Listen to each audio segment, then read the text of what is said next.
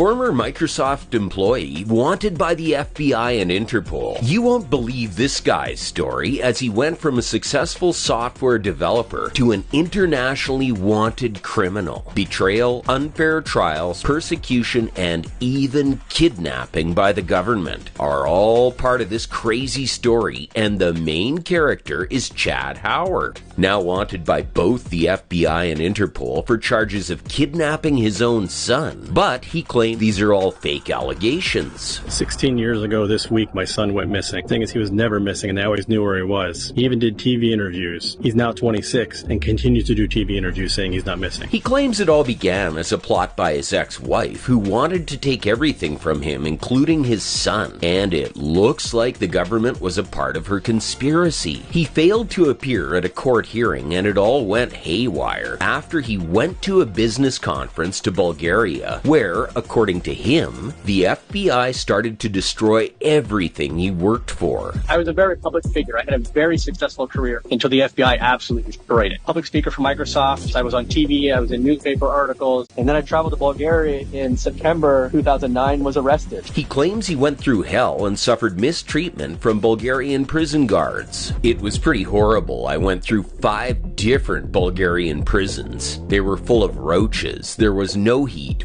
4 of us crammed into a room for 2. But there was still hope for Chad. Since parental kidnapping isn't a crime in Bulgaria, he was released and he moved to the small Caribbean island of St. Kitts, where he was briefly joined by his son. Yes, the son he allegedly kidnapped. And this is where stuff gets even crazier. Chad accuses the US government of trying to kidnap his son while he was in St. Kitts. I also attempted to kidnap my son. They got caught, and a member of the US Embassy who was expelled from the country. And as if this wasn't enough, the FBI continued to mess with him in the worst way possible. The FBI listed my son as missing for 16 years. And then last year, when my son was 26, they removed him without explanation. And although his son clearly never was missing and they removed him from the missing list, Chad is still wanted for kidnapping, which got him so pissed off he created a whole TikTok account dedicated to poking fun at the FBI and the US government, where he films himself living his best life despite criminal charges. And he's even daring the FBI to come and get him. Why is the FBI afraid to bring me before a judge in trial?